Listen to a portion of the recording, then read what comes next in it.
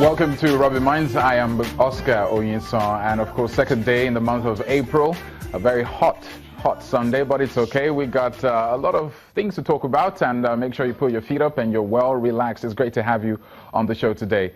Where do we start? You tell the truth, you live. If you don't tell the truth, you live. Dino Melaye has been making headlines all around the social media space, and of course, we're going to be talking much about his certificate saga, which hopefully has come to an end. The issue of depression and the high rate of suicide is also on the table this afternoon.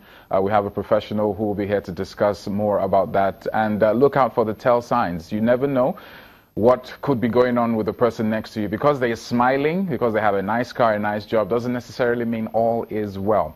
And of course, in our entertainment segments later on today, we're going to have a very hilarious comedian. They call them the social media comedians, the Instagram comedians now.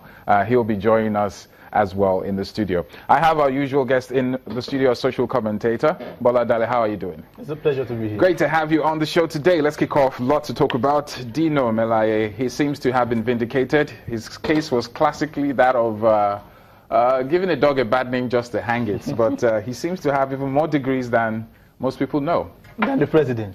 I didn't say that. But he seems to have proven himself and justified the fact that he is a graduate. He came out with a third class, used a different name during his time in school, but he's been able to come before the committee, and they have basically given him the clear.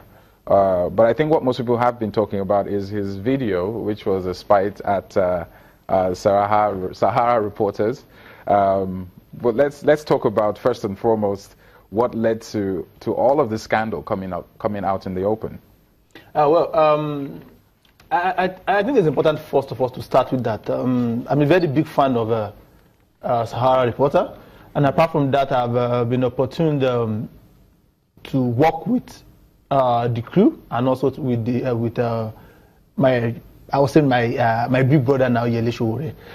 One thing I will give the platform is that it might be controversial, it might be no holds barred, but most times they haven't failed to dish out factual issues, especially when it comes to our public office holders. I would say that the issue of Dino Melaye is not pathetic. It is only comical, and it lays claims to the kind of individuals we elect to represent us, both at the National Assembly and also even maybe to a large extent people we appoint at the presidency. I am not shocked because I've always seen Dino Melaye as more of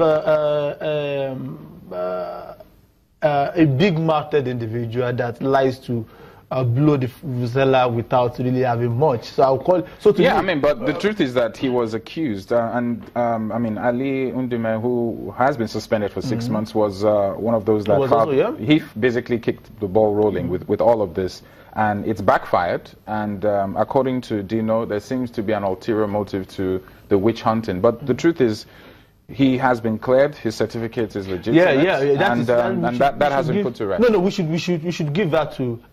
There have been a lot of controversies also, especially when it comes to the issue of the clearance from the VC, on the issue of some courses that were being waived for him, some the carryovers that were not recorded. But these are still in the premises of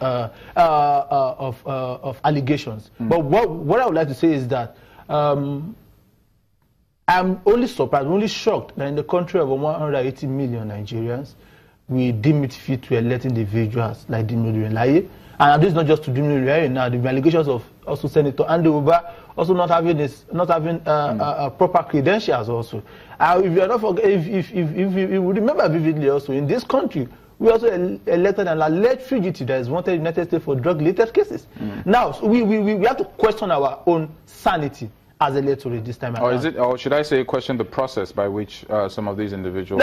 Before you question the process. But the issue is that it's not the process that vote for them. We are the ones that vote for them. So if we have deemed it fit to place these individuals as our representatives, that means we are not well. All is not well with us. Well, let's take a look at the process. Ali Undume, that's the former Senate Majority Leader, suspended for 6 months based on the fact that his allegation of certificate scandal and also the bulletproof SUV car were basically backfired.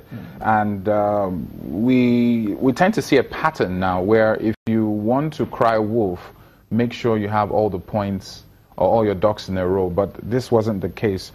What do you want to say about this particular action? Some of the opinion that even the Senate does not really have the mandate constitutionally to suspend members, even if it's just for one day. But this seems to be happening. Well, first thing, what I would like to go on is the ethics committee that investigated and also passed judgment on the Senator Diluminayi and the Senator Ndume on his own is unfortunate, because the chairman of the search committee was also appointed by the Senate president, who was also on trial. And conflict of interest? Yes, of course, it is glaring. So you expect, and in a country where you don't speak while you are eating, it is going to be comical for us to expect that the such chairman is going to pass a verdict, a guilt verdict on the president, on the Senate president, or individuals that are also implicated. Having said that, on the issue of the suspension, what I would say, I'm a political scientist, so it's going to be wrong for me to come here and say the Senate in itself did not act right. What I will tell you is that there's a bylaw in the Senate that all members agree to while taking their oath of office. And if they have agreed to that bylaw, they've also agreed that such law is going to be binding on them. Now, there's a case I've been informed there's a Court of Appeal judgment already. There's a court of appeal judgment. It's a case in Court of Appeal that invalidated that provision of suspension, because automatically, of course, you feel that the people such individual is representing are now left out of the national discussion. So I think that is still left for the Supreme Court to decide. It is still a case of void in the Constitution. I think the Supreme Court, in its right sense, should be able to give interpretation to that segment.